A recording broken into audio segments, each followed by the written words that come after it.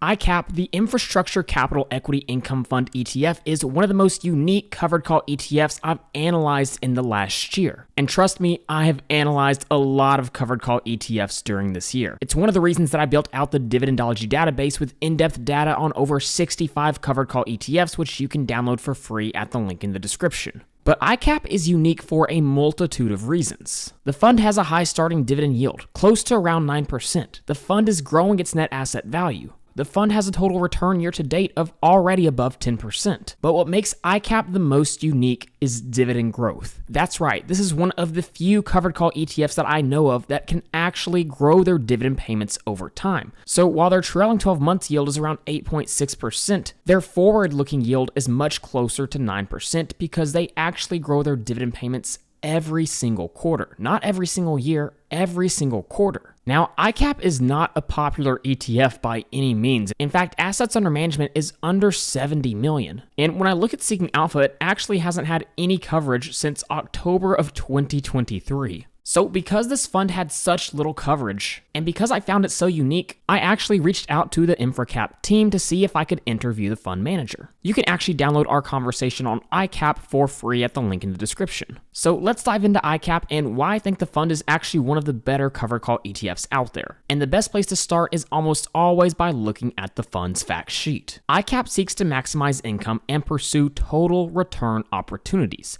The fund seeks to achieve high yield by investing at least 80% of its net assets in a diversified portfolio of large capitalization equity securities that pay dividends. So right from the beginning, we can learn something about ICAP. We have to remember when it comes to covered call ETFs, there's a few different things that can impact how much they can actually distribute in dividends. For example, portfolio options coverage and the overall implied volatility of the fund. The higher the volatility, the more that the fund can generate an options premium. But ICAP primarily invests in large cap stocks that pay dividends. Typically, those will have a little less volatility. That's interesting. And this is one of the reasons they're actually able to grow their dividend payments over time. If we look at the fund's distribution history, we can see their first payout was in January of 2022. If we scroll all the way down, we can see they paid out about 17.5 cents per share. The next year, they were able to pay out around 18 cents per share. And then the next year, they actually increased it twice to 18.5 cents, now up to 19 cents. And recently, they've been able to increase it every single quarter, going from 19.5 cents to 20 cents to recently 20.5 cents per share. Part of the reason they're able to make that happen is because the underlying holdings aren't only paying dividends, they're growing their dividend payments as well. Look at some of the underlying holdings. We have stocks like McDonald's, a dividend growth stock. We have stocks like Pepsi, a dividend king, growing dividends for over 50 consecutive years. Stocks like Philip Morris. And then we also have some REITs as well, but they're not completely limited to dividend stocks. We can see large cap stocks like Amazon as well. Now, one of the things we have to make note of as well is they don't just hold large cap dividend stocks, they also use convertible and preferred securities. Now, we need to remember preferred shares are higher in the capital stack, so in a liquidation event, shareholders have more right to distribution income. And typically they have higher yields, but they also have less volatility. The fund is actively managed, seeking positive security selection versus the benchmark using a mix of quantitative and qualitative analysis with an emphasis on dividends.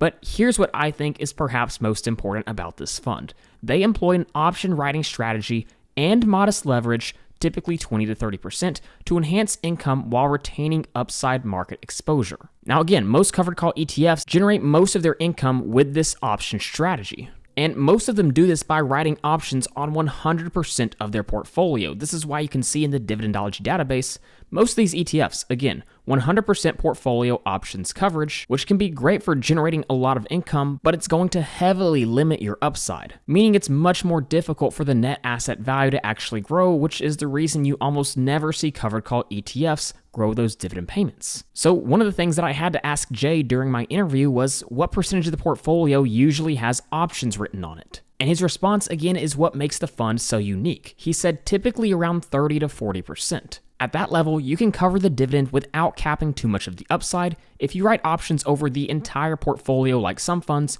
you'll underperform badly in bull markets. Our approach tries to avoid that. He's absolutely right, and one of the things that he didn't mention is the fact that net asset value can continue to grow, along with holding dividend stocks in the underlying portfolio is another primary reason that this fund can actually grow their dividend payments over time. This is one of the few covered call ETFs that can actually pull dividend growth off. Now, using the ticker data add-on in Google Sheets, I'm able to import all the dividend history for this fund, and yes, we can see dividend growth, but what happened right here at the end of 2022? And this is something you'll occasionally see with covered call ETFs. Here's why. I was writing about this over on Dividendology.com just the other day in regards to the fund QYLG. To avoid being taxed at the corporate level, the fund must distribute at least 90% of its taxable income and realize capital gains to shareholders each year.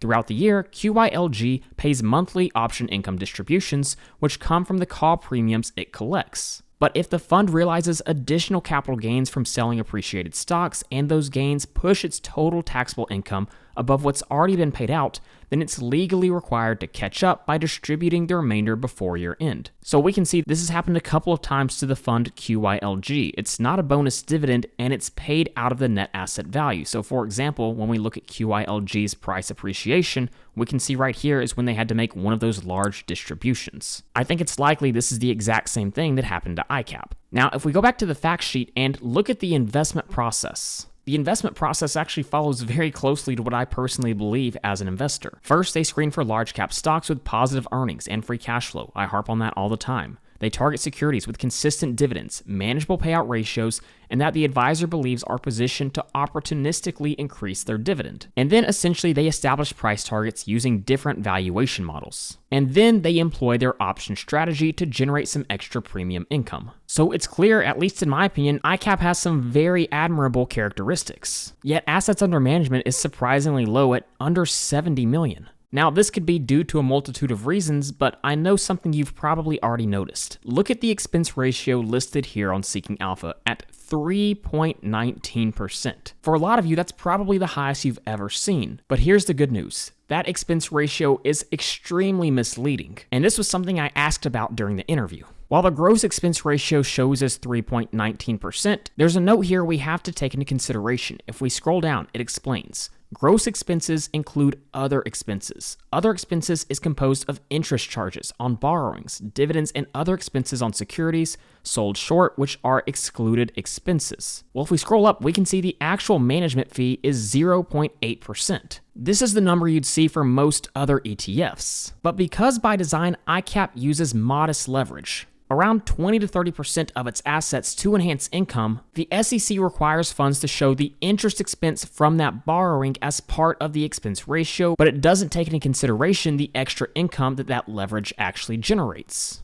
So the result is a figure that looks inflated on paper. Obviously, what actually matters the most for investors is the net yield, which we can see on a trailing 12 months basis is above 8.6%, and that already accounts for fees and leverage costs. So again, this expense ratio is extremely misleading. So when I look at my covered call ETF database and I see the multitude of covered call ETFs that do have higher yields but are failing to grow their net asset value, and as a result their dividend payments continue to decline, it becomes pretty concerning. Over 60% of these covered call ETFs seem to actually be destroying shareholder value, but that doesn't seem to be the case for ICAP. It's a very unique strategy that's not popular right now, but it has all the characteristics of a covered call ETF that will allow it to continue to pay out a large yield and even increase those dividends over time while also potentially seeing share price appreciation. The total return year to date is already above 10.5%, and price alone is up about 3.36%.